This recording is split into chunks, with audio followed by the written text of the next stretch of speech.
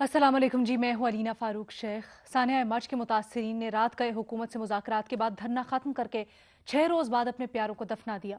मुज़ाकराती committee में शामिल वफाकी वज़ीर अली ज़ैदी ने कहा कि मर्ज के मसाइल पुराने हैं, लेकिन पहली बार किसी हुकूमत ने तारीखी मुआहिदा किया है और ये तहरीरी मुआहिदा जो हुआ है ये ख़ास तौर पर बड़ी अहमियत का हामिल है, क्योंकि इस पर अमल दरामद भी शुरू हो गया है।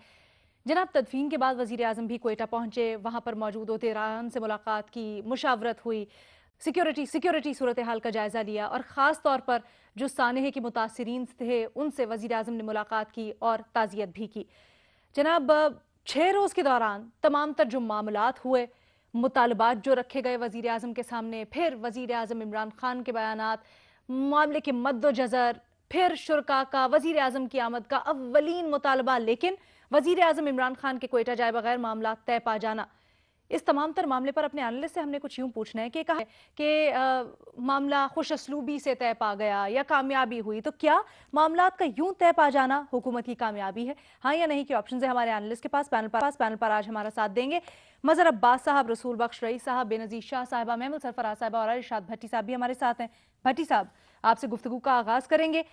जिस तरह से मामला तय पाए हैं, क्या आपको लगता है ये हुकूमत की कामयाबी है? देखिए, सबसे पहले तो अल्लाह का शुक्र के मामला हल हुआ, तदफीन हुई, धरना ख़त्म हुआ, तदफीन हुई, शुदा कमेटी से तहरीरी मुआहदा हुआ, तमाम मुतालबात उनके माने गए, हाई लेवल कमीशन बनेगा, निगरानी बलूचिस्तान हुकूमत करेगी, वफाकी हुकूमत भी देखेगी। और अब दुआ यही है कि अल्लाह करे कि हज़ारा की बरदरी के साथ आइंदा ये जुल्म ना हो और अल्लाह करे मुजरमों को ढूंढ कर इबरतनाक सज़ाएँ मिलें। अब सवाल है कि क्या ये हुकूमत की कामयाबी है? मैं हुकूमत को कैसे क्रेडिट दूं मैडम शेख? क्या वज़ीर आज़म तदफीन से पहले अपनी ज़िद तोड़ कर और गए थे वहाँ? नहीं गए थे। क्या राई से पहाड़ ये जो बना, ये किसने बनाया था? वज़ीर आज़म और हुकूमत ने। 6 दिन लाशें रख कर लवाकिन क्यों बैठे रहे? वज़ीर आज़म और हुकूमत की वजह से। रियासत मदीना में क्या अमीर रियासत का यही तर्ज़ अमल होता है? नहीं होता। अच्छा, ये छोड़ें, आगे की बात करते हैं। क्या हुकूमत ने मुजरम पकड़ लिए, कोई छापे मारे, कोई पीछा किया? नहीं। क्या हज़ारा बिरादरी को महफूज करने के लिए कोई एक कदम भी उठाया गया? 6 दिन तो लाशें पड़ी रहीं। नहीं। क्या हुकूमत में इतनी ताकत सख्त है, हुकूमत का ट्रैक रिकॉर्ड ऐसा है कि कुछ हतमी या मंतकी तौर पर हो जाए? बिल्कुल नहीं होगा। मैं माजरत के साथ कह रहा हूँ, जो भी हुआ है, आप ये छोड़ें, सानिया साहिवाल हुआ है, सलाउद्दीन कत्ल हुआ है, कसूर वाक़यात हुए हैं और बीसियों वाक़यात, हुकूमत ने क्या तीर मार लिए? चंद दिन का रोना धोना, चंद दिन का कौम का आओ बका, चंद दिन की चीखो पुकार, और उसके बाद अगली क़यामत, अगला बुरा मंजर, अगला हादसा, अगला वाक़या, अगला सानिया, और फिर हम उस पर जुगाली करने लग जाएंगे, फिर उसके बाद अगली पे करने लग जाएंगे, फिर उसके बाद अगली पे कर जाएंगे। ये गजनी याददाश्तों वाली कौम है, ऊपर बेहिस लोग हैं और लक्कड़ हजम पत्थर हजम, कुछ भी नहीं होता, कुछ भी नहीं होना। ये सारे कितने कमीशन बन चुके हैं अब तक? कितनी 86 तो रेलवे के हादसे हुए हैं, कितने कमीशन बने हैं, कितनी कमेटियां बनी हैं, कहां कहां बनी हैं? कुछ भी नहीं होता, क्योंकि इनको दर्द ही महसूस नहीं होता। ये सारे मगरमच्छ के आंसू हैं, सारे दिखावे की बातें हैं, सब फजूल चीजें हैं। ये इनको कुछ पता नहीं, इनकी दुनिया अलहदा है, हमारी दुनिया अलहदा है। अल्लाह ना करे इनके साथ हो, एक दिन इनका कोई मर जाए, एक दिन इनके साथ कोई गोली मार जाए, एक दिन इनके कुछ घर लुट जाए, एक दिन इनके साथ कुछ हो जाए, तो फिर पता चले।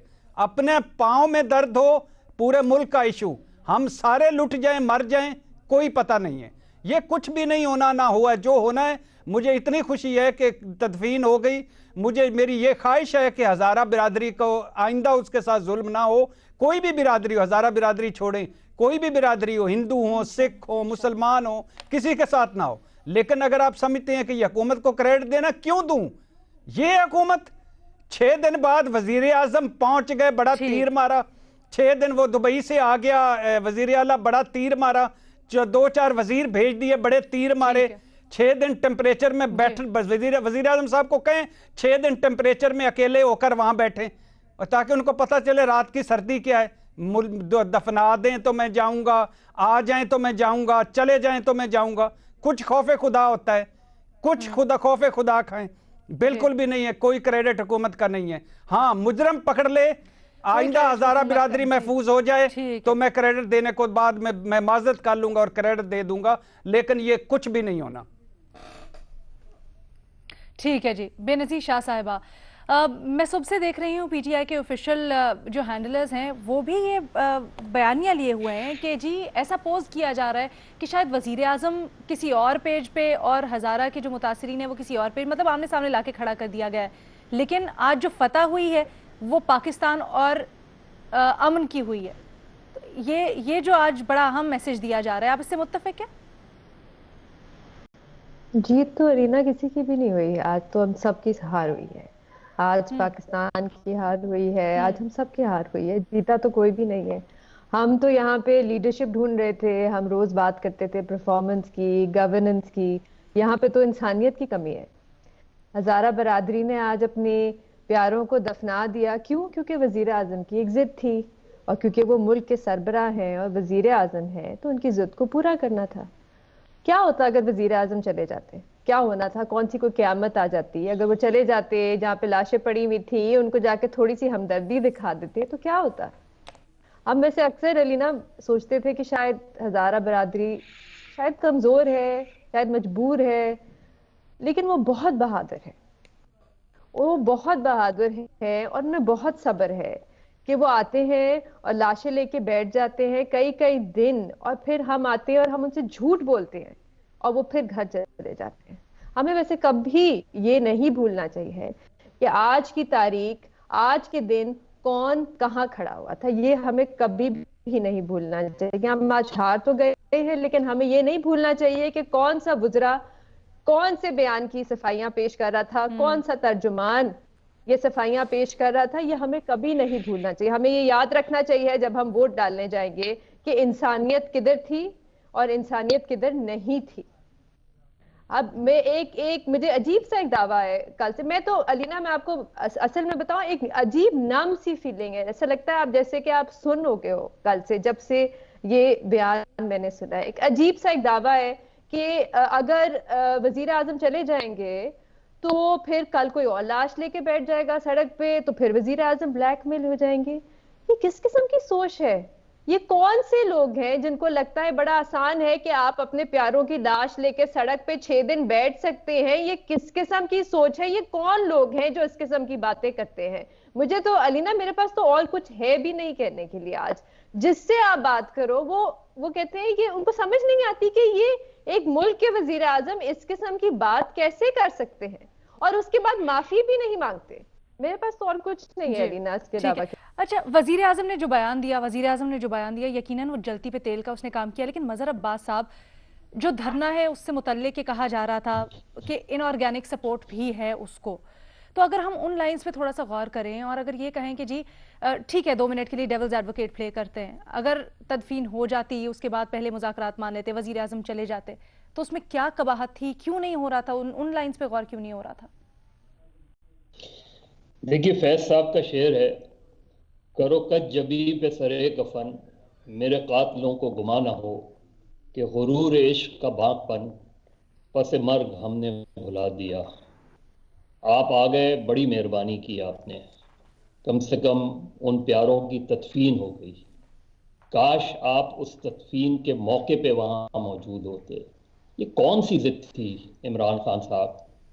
ये क्या था? ये आपने किया क्या? किसने आपको ब्लैकमेल किया था? जरा नाम तो बताएं। अली जैदी साहब नाम बता दें ब्लैकमेलर्स के, जुल्फी बुखारी साहब नाम बता दें ब्लैकमेलर्स के। ये कौन सा एटीट्यूड था? ये इशू खड़ा ही नहीं होता अगर आप पहले दिन आ जाते।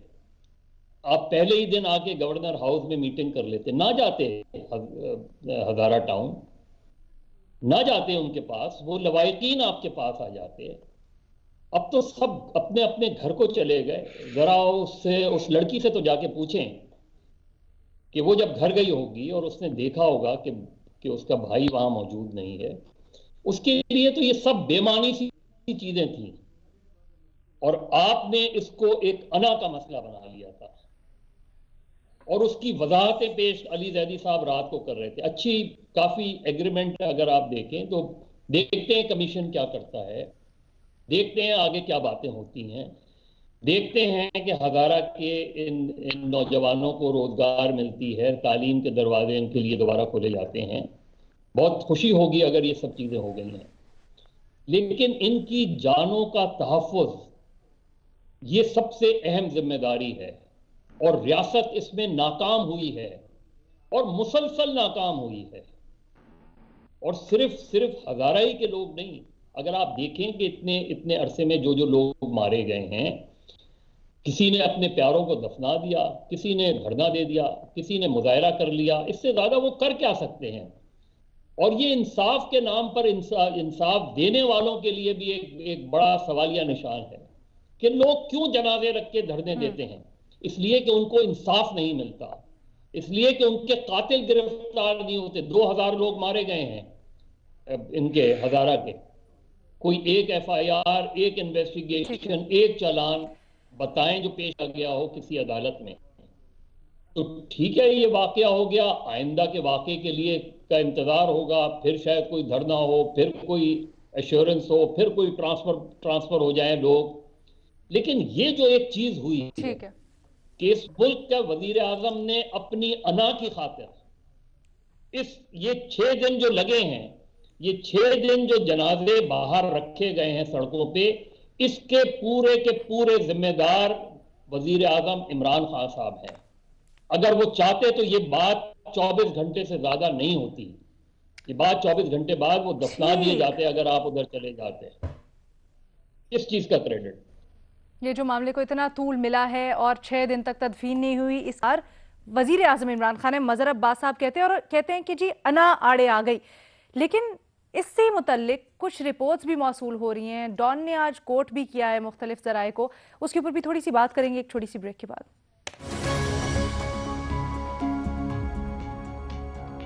जनाब, मच में तदफीन तो हो गई है मैयतों की, मामला तय पा गए हैं हुकूमत से, लेकिन ये जिस तरह से सारे मामला तय पाए हैं उसके ऊपर आज का सवाल हमने बेस किया है। गुफ्तगू ब्रेक पर जाने से पहले ये हो रही थी, मजहर अब्बास साहब ने कहा कि वजीर आजम की अना की वजह से मामला बिगड़े और इतना तूल आया इस धरने को। मेहमद सरफराज साहब, देखिए अलीना, पहली चीज तो ये है कि अगर किसी ने उन्हें मशवरा दिया भी कि आप ना जाएं और वो जाना चाहते थे, तो वो मुल्क के वजीर आजम है। मेरा नहीं ख्याल कि वो इस तरह के डिसीजन और इतनी इंपॉर्टेंट डिसीजन जो है वो अपने मशीरों से की बात मानेंगे, ये उनकी अपनी डिसीजन होगी। दूसरी चीज जो आपका बुनियादी सवाल है कि कामयाबी है, तो मुझे बताएं कि मुखालिफ कौन था? क्या वो लवाहिकीन थे मजलूम, या वो लाशें थी मुखालिफ? ये तो नाकामी है, एक क्राइसिस जो हुकूमत ने खुद बनाया। अगर वही जिस तरह बाकियों ने कहा कि अगर वो पहले दिन चले जाते तो ये होता ही ना। दूसरी चीज अलीना, आज तो वजीर आजम साहब क्वेटा गए हैं ना, लेकिन आप मुझे बताएं हुकूमत ने क्या रिजॉल्व कराया या क्या सेटल किया? पता करें कि कल कौन गए थे क्वेटा और किसने ये मामला जो है असल में रिजॉल्व कराया। हुकूमत का तो इससे कोई लेना देना ही नहीं। तो ये बात फिर ना करें कामयाबी और वो वाली चीज। और दूसरी एक और चीज जो इम्पोर्टेंट है वो ये है कि असल जो चीज, जिस तरह भट्टी साहब ने भी बात की कि आइंदा ये जुल्म ना हो, असल चीज तो वो होगी, इंपॉर्टेंट तो वो है। 2015 से 2020 तक पाकिस्तान ने काफी गेन्स किए दहशतगर्दी के खिलाफ, एक्सट्रीमिज्म के ऊपर, बाकी चीजों को अब वक्त था उसको कंसोलिडेट करने का। नेटा को स्ट्रेंथन करना पीटीआई के अपने मंशूर में है, लेकिन क्या हमने उसके ऊपर कुछ भी होते हुए देखा है अभी तक तो सिवाय सियासत के इस हुकूमत की अवलीन तरजीह सियासत लगती है या बयानात लगते हैं, उसके अलावा कुछ नहीं। ना एक्सट्रीमिज्म के ऊपर, ना दहशतगर्दी के ऊपर, ना जो बड़े मसाइल हैं उसके ऊपर कोई चीज की। हम तो दुआगो हैं कि हुकूमत जो है वो इन इश्यूज पर कामयाबी पाए ताकि ये मसाइल हो ही ना आइंदा से। तो ये स्ट्रैटेजी बनाना हुकूमत के लिए बहुत जरूरी है। लेकिन आज जो है, जिस तरह बेनजीर ने कहा, आज किसी की कामयाबी नहीं, आज हम सब हारे हैं, आज इंसानियत की भी हार हुई है।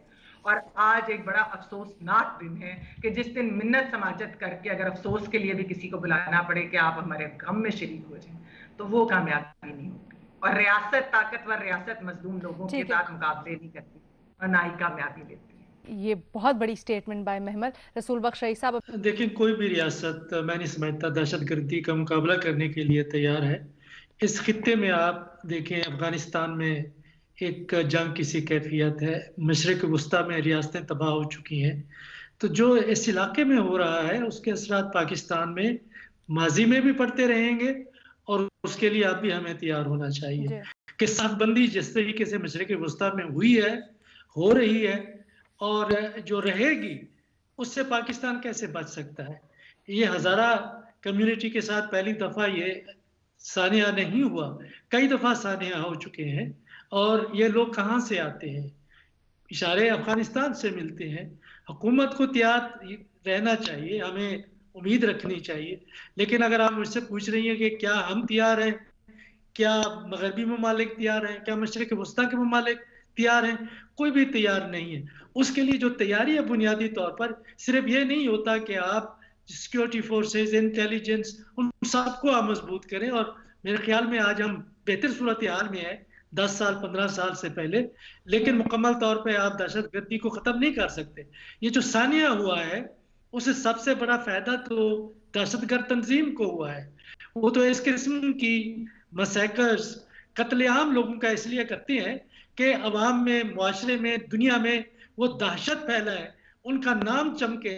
तो 6 दिन 7 दिन जो हुकूमत ने वहां जाने से इनकार किया, उससे तो फायदा ना हिज़्ब इख्तिलाफ को पहुंचा है, ना मुआशरे को पहुंचा है, ना हुकूमत को तो पहुंच ही नहीं सकता। बहुत बड़ा नुकसान उन्होंने अपना करा लिया है।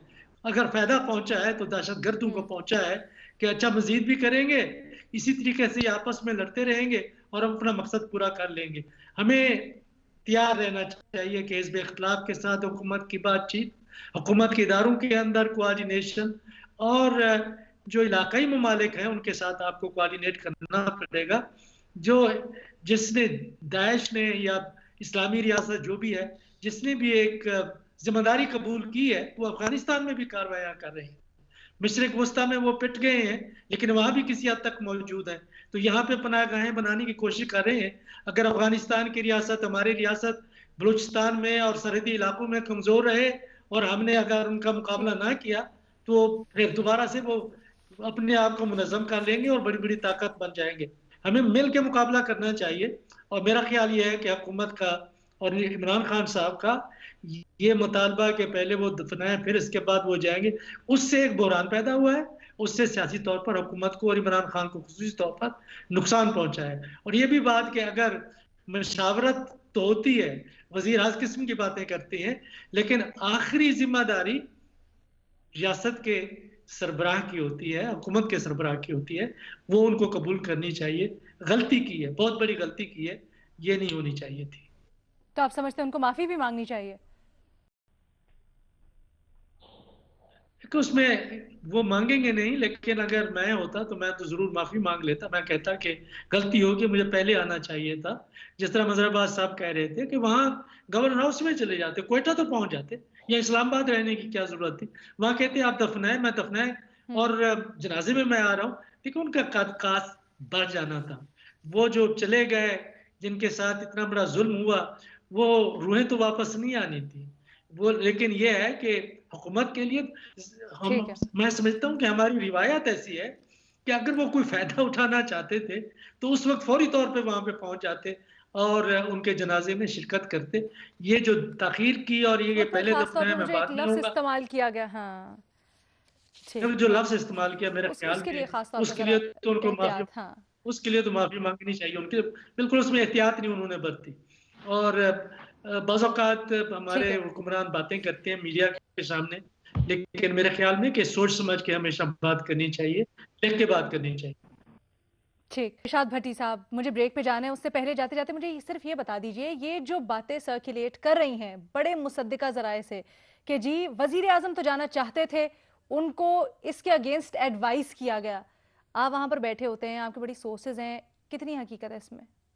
ये ठीक कह रही हैं आप, ऐसे ही हुआ है। लेकिन बहरहाल वो वज़ीर आज़म पाकिस्तान है, उनका वो रियासत मदीना के दाई हैं, वो फलाई रियासत के दाई हैं।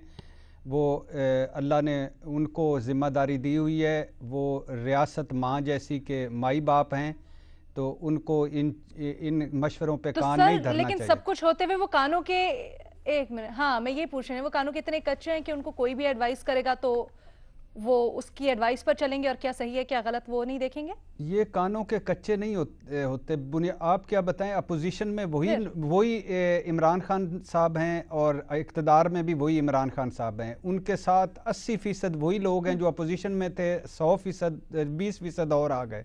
तो क्या इमरान खान साहब पिछली मरतबा जब हज़ारा का हुआ था क्यों गए थे क्वेटा? वहाँ नहीं कोई थ्रेट था। ये बस खुशामद, तारीफ़ और इर्द गिर्द झमघटा होता है, वही चंद लोग कान होते हैं, वही आंखें होती हैं और उसमें मत मारी जाती है। सर ये भी बता दें, कहा किसने था, ये एडवाइस दी किसने थी कि ना जाए? देखिए, वज़ीर आज़म क्यों नहीं गए, मशीरों ने क्या कहा, असल बात क्या है, बिलीव मी मेरा दिल कर रहा है कि मैं सारा कुछ बताऊं, लेकिन ये मौका नहीं है, रहने दें। दुआ करें अल्लाह हज़ारा बिरादरी के साथ आइंदा दोबारा या किसी भी के साथ आइंदा दोबारा ये जुल्म ना हो। भट्टी साहब यकीनन ये दुआएं साथ हैं, सब कुछ हम लोग कर रहे हैं, लेकिन ये जानना भी तो हक है हमारा। मैं अब इस पे फिर एक बहुत सारी चीज़ें ज़हन में, लेकिन बहरहाल अल्लाह हिफाजत में रखे सबको। अच्छा, आप कुछ नहीं बताना चाहेंगे? नहीं जी। ठीक है जी। भट्टी साहब के पास इन्फॉर्मेशन है लेकिन वो हमसे शेयर नहीं करना चाह रहे। हम भट्टी साहब की प्राइवेसी का एहतराम करते हुए एक छोटी सी ब्रेक लेते हैं, दूसरे सवाल के साथ फिर वापस आते हैं। लेकिन भट्टी साहब ये कह ज़रूर रहे हैं कि वज़ीर आज़म जाना चाहते थे लेकिन उनको इसके अगेंस्ट एडवाइस किया गया। हमारा सारा पैनलिस्ट ये कह रहा है आज कि जी ये जो कहा जा रहा है कि मुज़ाकरात हुए और हुकूमत की कामयाबी है, शायद आज किसी की कामयाबी नहीं हुई, इंसानियत की हार हुई है सबसे बड़ी चीज़। Take a very short break, will be right back.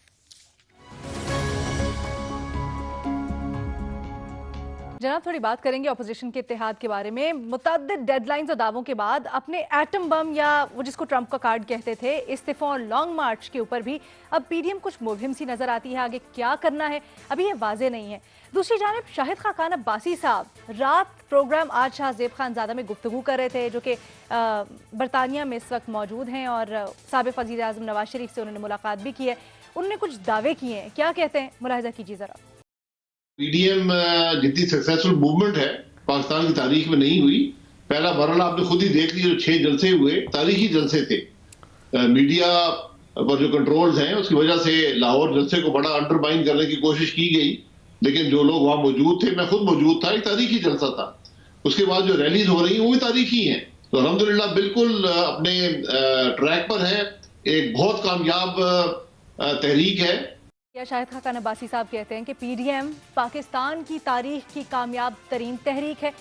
ताहम हमारे तजियाकार इससे पहले ये राय भी दे चुके हैं कि अब दमखम नहीं रहा है पीडीएम की तहरीक में। कुछ तो ये भी कहते थे कि शुरू से ये तहरीक कुछ हासिल नहीं कर पाएगी। तो यही पूछते हैं कि जब शाहिद खाकान अब्बासी साहब दावा कर रहे हैं उसमें कितनी जान है, क्या बयान दुरुस्त है, हाँ या नहीं, क्या ऑप्शंस है? महमूद सरफराज साहिबा।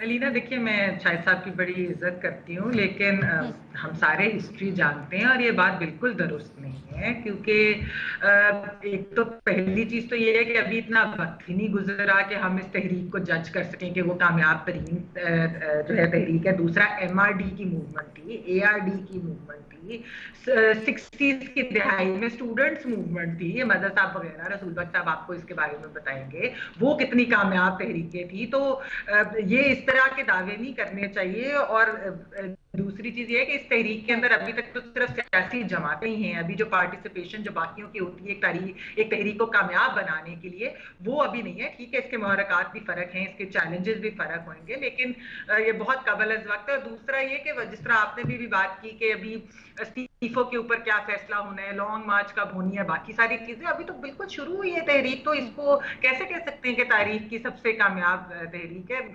नहीं है दुरुस्त ये बात शायद साहब। ठीक है, मजहर अब्बास साहब, शाहिद खाकान अब्बासी साहब कहते हैं कि मीडिया कंट्रोल में है, इसलिए लाहौर जलसे को दबाने की कोशिश की गई है। कामयाब जलसे थे जितने भी हुए, जो रैलियां निकली, उसके बाद जो पूरा का पूरा पीडीएम ने तहरीक चलाई। मेरा ख्याल है मैं जितने इत्तेहाद और तहरीकों को जानता हूँ, देखा है, समझता हूँ, मेरा ख्याल है ये सबसे ज़्यादा, सबसे नाकाम तहरीक है। ये तो अभी इत्तेहाद ही नहीं बना है।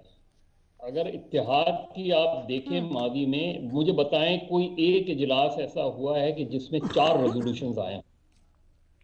पहले एमआरडी के अगर रेजोल्यूशंस आप उठा के पढ़ लें तो आप हैरान रह जाएंगे कि कितने कॉम्पैक्ट रेजोल्यूशंस हुआ करते थे। पीएनए की तहरीक देख लें तो अभी तो पीडीएम को पहले बनाएं, तो अभी तो पीडीएम ही नजर नहीं आ रही। अभी तो अगर आप देखें कि 2018 से लेके 2020 तक अगर किसी ने इमरान खान को मजबूत किया है तो वो इस ऑपोजिशन ने मजबूत किया है। इनके मुख्तलिफ इकदाम उठा के देख लें पिछले दो ढाई सालों में, हर इकदाम के बाद इमरान खान मजबूत नजर आए। सेनेट के चेयरमैन का उठा के देख लें, मौलाना फजलुर रहमान इस्लामाबाद पहुंच गए, देखा जो तीर खा के कमी गाह की तरफ अपने ही दोस्तों से मुलाकात हो गई। ये जो सूरत हाल है तो उसको मुझे नहीं समझ में आया शायद खाकान अब्बासी किस ग्राउंड, चले जलसे आपने कर लिए होंगे, बहुत अच्छे कर लिए होंगे, हो सकता है कि मीडिया ने उसको गलत रिपोर्ट किया होगा। फिर क्या हुआ है? आप पिछले 3 महीने में आपने जो जो चीजें की, डेडलाइन से उठा के रेजिग्नेशन तक, हर चीज से विड्रॉ करते चले जा रहे हैं, हर चीज से पीछे हटते चले जा रहे हैं। रेजिग्नेशन देंगे फिर रेजिग्नेशन नहीं देंगे, बाय इलेक्शन में हिस्सा नहीं लेंगे फिर बाय इलेक्शन में हिस्सा लेंगे, सेनेट के इलेक्शन में हिस्सा नहीं लेंगे फिर सेनेट के इलेक्शन में हिस्सा लेंगे। और अभी 30 जनवरी की डेडलाइन देख लें, डेडलाइन के बाद ये नहीं पता कि 31 जनवरी को आप क्या करेंगे। तो मेरा ख्याल है महज जलसों की बुनियाद पे ये कंक्लूजन नहीं ड्रॉ करें शायद खाकान साहब। अभी ठीक है आपने बनाया, इसको पहले इत्तेहाद तो बनाएं, पहले हम आहंगी तो नजर आए, पहले ये तो नजर आए कि आप एक दूसरे पे ट्रस्ट कर रहे हैं, एक दूसरे पे एतमाद कर रहे हैं। तहरीक तो अभी आपने शुरू ही नहीं की है, अभी तो जलसे कर रहे हैं आप, तहरीक तो अभी आपने शुरू ही नहीं की है। ठीक है जी, ठीक है। बेनज़ीर शाह साहिबा ने पिछले कुछ प्रोग्राम्स में हमें कहा कि वो समझती हैं कि कुछ ना कुछ उन्होंने मकासद हासिल कर लिए हैं, कुछ हद तक कामयाबी हुई है। बेनज़ीर शाह साहिबा आज शाहिद खाकान अब्बासी साहब के बयान को कैसे देखती हैं? नहीं, मेरे ख्याल से जलसे, ये कहना कि जलसे कामयाब हुए तो ठीक है, लेकिन ये कहना कि तहरीक की पूरी कामयाब हो गई, ये तो अवाम फैसला करेगी, या आप, मैं या शायद खाकान अब्बासी साहब तो नहीं करेंगे। और अवाम कैसे फैसला करेगी? वो तो इलेक्शन में फैसला करेगी कि कौन सी तहरीक कामयाब थी या नहीं थी। देखिए इस जो तहरीक है, इसका नाम है, ये जो अलायंस है, इसका नाम है पाकिस्तान डेमोक्रेटिक मूवमेंट। तो मेरे नजदीक इसकी ये अंदाजा लगाना कि ये कामयाब है या नाकाम है वो तब होगा अगर कोई जमहूरी अमल में कोई बेहतरी आए, तो फिर आप कह सकते हैं ना कि पाकिस्तान डेमोक्रेटिक मूवमेंट ने डेमोक्रेटिक प्रोसेस को बेहतर किया, या ये जो बैरूनी मुदाखलत होती है उसमें कोई कमी आए या खत्म हो, तो फिर आप कह सकते हैं कि हाँ इनका जो मेन एम था वो उन्होंने अचीव किया। अभी तो आपने सिर्फ जलसे किए हैं और आपने तहरीक को कामयाब भी कह दिया। एक और एलिना मैं बात जरूर करना चाहूंगी, क्योंकि पहले बात हो रही थी पहले सवाल में कि वजीर आजम को इन्होंने ये मशवरा दिया, वो जाना चाहते थे, उन्होंने मशवरा दिया। जी जी एलिना, से क्या फर्क पड़ता है? हकीकत तो अभी ये है कि वो नहीं गए। वो नहीं गए जब तक उनकी शर्त को नहीं माना गया, जब तक उनकी जिद को पूरा नहीं किया गया, वो नहीं गए। और ये हकीकत है, चाहे वो जाना चाहते थे तब और वो नहीं जा सके, या उन्होंने ये सब ये बहुत इररिलेवेंट बातें हैं। ठीक है, ओके। रसूल बख्श रईस साहब, जो मकासद हासिल करना चाहती थी तहरीक, क्या वो हासिल हुए? क्या ये तहरीक कामयाब है और तारीख की कामयाब तरीन तहरीक? नहीं, मैं नहीं कहता कि ये कामयाब तहरीक है। इसमें 3 लफ्ज हैं, जमहूरी, तारीख, इत्तेहाद, ये तीनों चीजें इसमें है। मैं नहीं समझता कि इसमें शामिल है। किसी तहरीक को आप देखते हैं उसके मकासद क्या थे उनके सामने, अगर वो मकासद उन्होंने हासिल कर लिए हैं तो हम समझते हैं कि ये कामयाब है। इस तहरीक का मकसद इमरान खान की हुकूमत को गिराना, और ये जो जिसको कहते हैं कि जाली हुकूमत, जाली जमहूरियत, तो जाली हुकूमत और जाली जमहूरियत को ख़त्म करके एक हकीकी जमहूरियत के लिए राह हमवार करना था। वो अब कैसे करेंगे? वो एक सवाल का जवाब अभी तक नहीं दे सके कि आपके पास आईनी रास्ता कौन सा है, जमहूरी रास्ता कौन सा है जिससे कि आप हुकूमत को आप गिराना चाहते हैं। एक ही तरीका है, वो ये है कि आप अदम एतमाद की तारीख ले आए। उसके लिए उनके पास अददी अक्सरियत नहीं है। तो बेहतर तो ये था कि आइंदा इंतखाबात की तैयारी करते हो, और मेरा ख्याल है कि 6-7 महीने में ऐसा करना शुरू कर देंगे। फिर उन्होंने अपने आप को खुद नुकसान पहुंचाया। ठीक है जी। कि उन्होंने जो अहदाफ रखे अपने सामने वो बहुत एम्बिशियस थे, वो नाकाबिल अमल थे, ऐसा कर नहीं सकते थे, अब भी नहीं कर सकते थे। कि इसमें 31 जनवरी तक की डेडलाइन क्यों देनी कि आप रिजाइन करें? कभी किसी हुकूमत ने पाकिस्तान में हिज़्ब इख्तिलाफ के कहने पे पाए और जो अहदाफ अपने आगे रखे थे वो ओवर एम्बिशियस थे। करेगा या हुकूमत करेगी, तो मकसद क्या है इस किस्म के? ठीक है, आपको आगे समझ नहीं आती उसकी। इरशाद भट्टी साहब। माशाल्लाह जी, चश्मे बदूर, सुबहान अल्लाह। अब्बासी साहब के भाग लगे रहन। अब्बासी साहब, आप लाहौर के जलसे को भी तारीख़ का कामयाब तरीन जलसा करार दे चुके हैं, और आप PDM कामयाब तरीन तहरीक। ये ऐसे ही है मैडम शेख कि जैसे एक स्कूल में से 100 बच्चे इम्तिहान दें, 100 के 100 फेल हो जाएं, उसके बाद हेड मास्टर साहब कहे कि मेरी कामयाबी ये है कि मेरे 100 बच्चे इम्तिहान में बैठे। माशाल्लाह जी, यानी एक अदाकार की 4 फिल्में हों, चारों फ्लॉप हो जाएं, अदाकार सुपरहिट। एक गुलूकार ने 10 गाने गाए, 10 के 10 नाकाम, लेकिन गुलूकार की जय हो। अगर तो कोई डील ढील हो गई है, कोई केसेस पे फ़र्क पड़ा है खुफिया हैंड पे, तो और आप जिस मिशन पे निकले हुए हैं, अगर वो मिशन वही है जिस पे निकले हुए हैं, तो फिर तो एक अलग बात है। अच्छा। लेकिन जो हुकूमती परफॉर्मेंस गवर्नेंस का हाल है, जो महंगाई है, बेरोजगारी है, जो गुर्बत है, जो आवाम चीख रही है, इसमें सब अपोजिशन इकट्ठी होकर 2.5 साल बढ़ के मारकर नतीजा कोई एक कामयाबी मुझे बता दें। जलसे, जलूस, रैलियां, लॉन्ग मार्च, धरना, कोई एक नतीजा फुल इवेंट। जब भी वक्ते क़याम आया, आप सब सजदों में गिर गए। ठीक है जी, आप ये कह रहे हैं कि अगर तो अपने मकासद इन्होंने कोई हासिल किए हैं या फिर डील कोई हासिल किया है, तो फिर तो कामयाबी हो गई इनकी, वरना आवाम के लिए और जो मकासद इस तहरीक के थे वो तो हासिल नहीं कर पाए। तो शायद खाकान अब्बासी का बयान आपको भी दुरुस्त नहीं लगता। आपसे इजाज़त लेंगे, पीर को दोबारा मुलाकात होगी। अल्लाह हाफ़िज़।